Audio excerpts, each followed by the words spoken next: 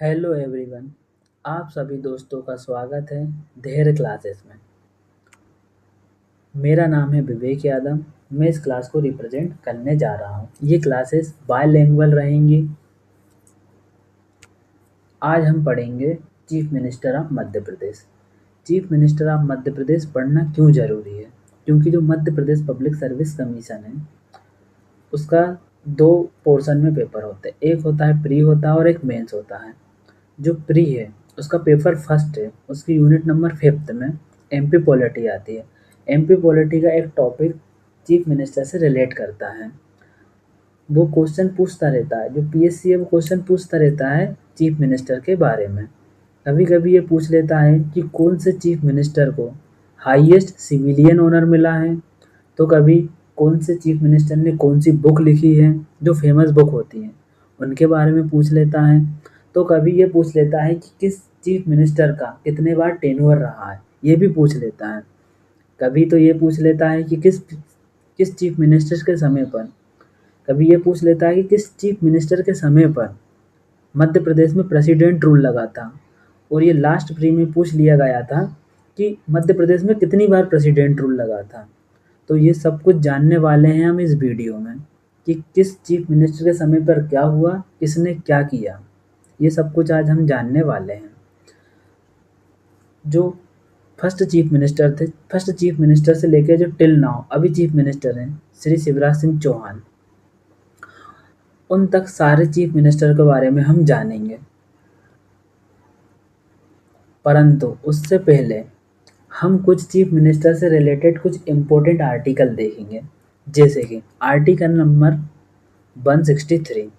Article number 163 क्या है? Council of minister to aid and advice governor. इसका मतलब ये होता है जो काउंसिल ऑफ मिनिस्टर है वो एड और एडवाइस किसको करती है? गवर्नर को करती है ना। आर्टिकल 163 क्लोज फर्स्ट, जो सीएमओ होता है council of minister with the headed. Council of minister को हेड कौन करता है? चीफ मिनिस्टर करता है। और चीफ मिनिस्टर की एडवाइस पे कौन चलता है? गवर्नर चलता है। जो चीफ मिनिस्टर है उसकी एडवाइस पर कौन चलेगा? गवर्नर चलेगा। और आर्टिकल 163 क्लॉज 2 क्या बोलता है? जो गवर्नर ने डिसीजन दे दिया वही डिसीजन क्या होगा? फाइनल होगा, है ना। और उसके जो गवर्नर ने जो एक्ट किया है उस पर क्वेश्चन नहीं किया जा सकता है। ये भी आर्टिकल 163 क्लॉज 2 में बोला जाता है।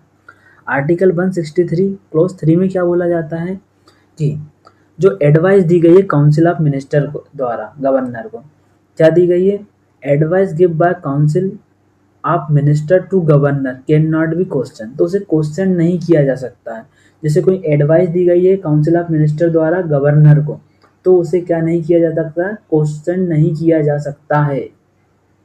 ये आर्टिकल 163 क्लॉज 3 में लिखा हुआ है। अब इसके बाद आता है article 164। Article 164 is the most important article. इसमें क्या दिया गया है? Other provision to minister.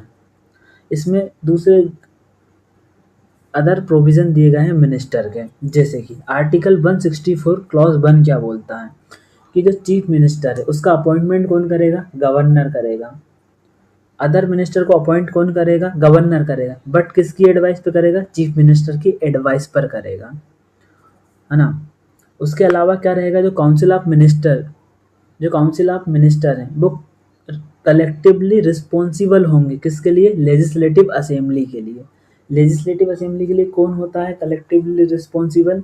तो वो होते हैं काउंसिल ऑफ मिनिस्टर, है ना। उसके अलावा क्या होता है? इनको ओथ सब्सक्राइब कौन कराता है? तो इनको ओथ भी गवर्नर सब्सक्राइब कराता है। किसको? काउंसिल ऑफ मिनिस्टर को ओथ कौन सब्सक्राइब कराता है? तो वो कराता है गवर्नर। ये सब कुछ लिखा गया है। और salary determined by the state legislature. और इन सब की सैलरी कौन डिसाइड करेगा? स्टेट लेजिस्लेचर ही इनकी सैलरी डिसाइड करेगा। ये सब कुछ आर्टिकल 164 के अंडर में लिखा गया है, जो कि हम नेक्स्ट वीडियो जो आर्टिकल से रिलेटेड बनाएंगे उसमें ब्रीफली आपको बताया जाएगा। उसके बाद आता है article 165। Article 165 is not related to chief minister but it's related to advocate general of state. Advocate general of state से ये रिलेटेड करता है। फिर आता है आर्टिकल 166। इसमें क्या होता है, conduct of business of government of the state, कि जो स्टेट है उसका बिजनेस कैसे कंडक्ट किया जाएगा, ये सब कुछ काय में लिखा है, आर्टिकल 166 में। उसके बाद आता है आर्टिकल 167। आर्टिकल 167 में क्या दिया गया है, duty of chief minister. Chief minister की ड्यूटी क्या है, चीफ मिनिस्टर की ड्यूटी यह है कि जो काउंसिल ऑफ मिनिस्टर ने डिसीजन लिया है, जो काउंसिल ऑफ मिनिस्टर ने जो डिसीजन लिया है, गवर्नर किसी भी टाइम पर चीफ मिनिस्टर से कम्युनिकेट कर सकता है और बोल सकता है कि बताइए कि ये डिसीजन किस प्रकार से और कैसे लिया गया है। ये आर्टिकल 167 क्लोज ए के हिसाब से आता है और वो एडमिनिस्ट्रेशन के रिलेटेड भी इंफॉर्मेशन ले सकता है। ये सारे कुछ इम्पोर्टेंट आर्टिकल थे जो कि अभी हमने शॉर्ट पीरियड ऑफ टाइम में देखे हैं, क्योंकि इससे रिलेटेड आर्टिकल से रिलेटेड हमारी नेक्स्ट वीडियो आएगी, उसमें आपको पूरा डिस्क्राइब किया जाएगा, पूरी तरीके से बताया जाएगा सारे आर्टिकल। अब आते हैं चीफ मिनिस्टर ऑफ मध्य प्रदेश। पहले चीफ मिनिस्टर के बारे में अब हम देखने जा रहे हैं। First chief minister of Madhya Pradesh, first chief minister कौन थे, रविशंकर शुक्ल। इनका टेन्योर क्या था, नवंबर 1956 से दिसंबर 1956 तक। इट्स मीन 1 मंथ का इनका टेन्योर था, है ना। ये क्या है, he was the first chief minister of Madhya Pradesh. ये मध्य प्रदेश के पहले चीफ मिनिस्टर थे। He was a leader of Indian National Congress. ये लीडर थे इंडियन नेशनल कांग्रेस के। India independent movement activist. ये मध्य प्रदेश से जो इंडिया इंडिपेंडेंट मूवमेंट के एक्टिविस्ट थे। Then the premier of the central province. ये प्रीमियर थे सेंट्रल प्रोविंस एंड बराक। कब से, 27 of April 1946 to 25 of January 1950 तक। डेट्स इम्पोर्टेंट नहीं है। He was the leader of the quite India movement. ये 1942 में जो क्वाइट इंडिया मूवमेंट हुआ था, गांधी जी ने लॉन्च किया था, उसके उसके ये लीडर थे। कहाँ के लीडर थे, मध्य प्रदेश से लीड कर रहे थे ये क्वाइट इंडिया मूवमेंट को। कौन, Ravishankar Shukla. He have the credit for the establishment of Bhilai steel plant.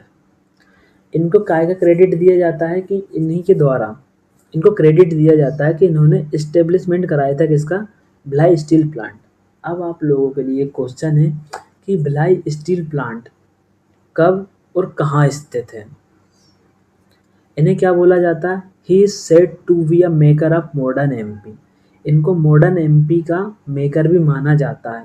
ये जो पार्ट में मध्य प्रदेश डिवाइडेड था, उसको सबको एक करके इन्होंने मॉडर्न एमपी बनाया था, इसलिए यह first chief minister of Madhya प्रदेश भी रहे थे। पंडित रविशंकर शुक्ल अवार्ड दिया जाता है कहाँ पर, ये छत्तीसगढ़ में अवार्ड दिया जाता है, ना कि ये मध्य प्रदेश में दिया जाता है। पंडित रविशंकर शुक्ल यूनिवर्सिटी कहाँ है, छत्तीसगढ़ में। बस यही 2 पॉइंट है जो मेन हो जाते हैं, क्योंकि आप लोगों को क्या लगेगा कि ये पंडित रविशंकर शुक्ल मध्य प्रदेश के फर्स्ट चीफ मिनिस्टर हैं, बट ये देखा जाए तो जब मध्य प्रदेश और छत्तीसगढ़ एक साथ था तब थे ये फर्स्ट चीफ मिनिस्टर थे, इसलिए ये अवार्ड और ये यूनिवर्सिटी कहाँ है, छत्तीसगढ़ में है। इनके बारे में सब कुछ हो चुका है। अब आते हैं अपन second chief minister of Madhya Pradesh. Second chief minister of Madhya Pradesh कौन है, भगवंत राव मंडलोई। भगवंत Rao Mandloi was an Indian National Congress politician and a former Chief Minister of Madhya Pradesh. He was a recipient of Civilian Honor of Padma Bhushan. इनको कौन सा award मिला है, इनको मिला है सिविलियन ऑनर। कौन सा मिला है सिविलियन ऑनर, पद्म भूषण मिला है ना। इनका कितना टेन्योर है, ही वॉज 2 टेन्योर। इनके 2 टेन्योर रहे हैं, ये 2 बार सीएम बने हैं मध्य प्रदेश के। ही रिप्रेजेंट खंडवा विधानसभा कॉन्स्टिट्यूएंसी। ये कहाँ पर ये कहाँ से आए थे, कहाँ से, ये कौन सी कॉन्स्टिट्यूएंसी को रिप्रेजेंट करते थे, तो ये खंडवा विधानसभा कॉन्स्टिट्यूएंसी को रिप्रेजेंट करते थे। आफ्टर डेट हम आते हैं third chief minister of Madhya Pradesh, Kailash Nath Katju. Kailash Nath Katju is very much important chief minister for examination. He was the third chief minister of Madhya Pradesh. ये थर्ड चीफ मिनिस्टर थे मध्य प्रदेश के। He was one of the founder of associate general limited. जो general limited थे उसके ये जैसे कि 7 लोग फाउंडर है, उनमें से एक ये भी थे फाउंडर। कौन थे? Kailash Nath Katju. And then published National Herald and 2 other newspaper. इन्होंने एक न्यूज़पेपर किया था। कौन सा किया था? कौन सा न्यूज़पेपर पब्लिश्ड किया था? तो उसका नाम है नेशनल हेराल्ड। और 2 अदर न्यूज़पेपर इम्पोर्टेंट है, नेशनल हेराल्ड। हाँ, अब और मोस्ट इम्पोर्टेंट पॉइंट आता है। He was made the governor of Orissa and West Bengal. ये क्या है? उड़ीसा और वेस्ट बंगाल के गवर्नर भी रह चुके हैं। तो ये बहुत इंपॉर्टेंट हो जाता है क्योंकि पीएससी क्वेश्चन पूछ लेता है कि ऐसा कौन सा चीफ मिनिस्टर है जो मध्य प्रदेश का सीएम तो रहे हैं परंतु वो दूसरे स्टेट के गवर्नर रहे हैं। तो ये पॉइंट काफ़ी आईएमपी हो जाता है कि वो कहाँ कहाँ के गवर्नर रहे हैं।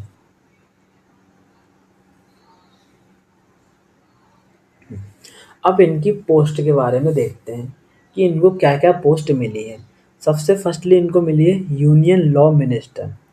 1951 में ये यूनियन लॉ मिनिस्टर रह चुके हैं। आफ्टर यूनियन होम मिनिस्टर 1951 में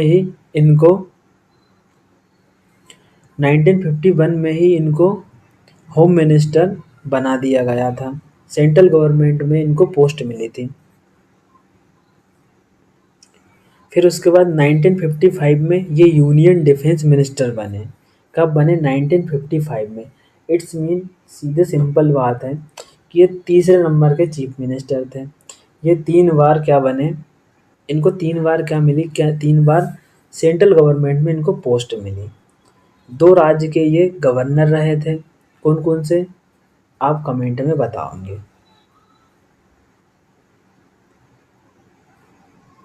अब इनके द्वारा कुछ इम्पोर्टेंट बुक जो लिखी गई हैं और काफ़ी फेमस बुक हैं।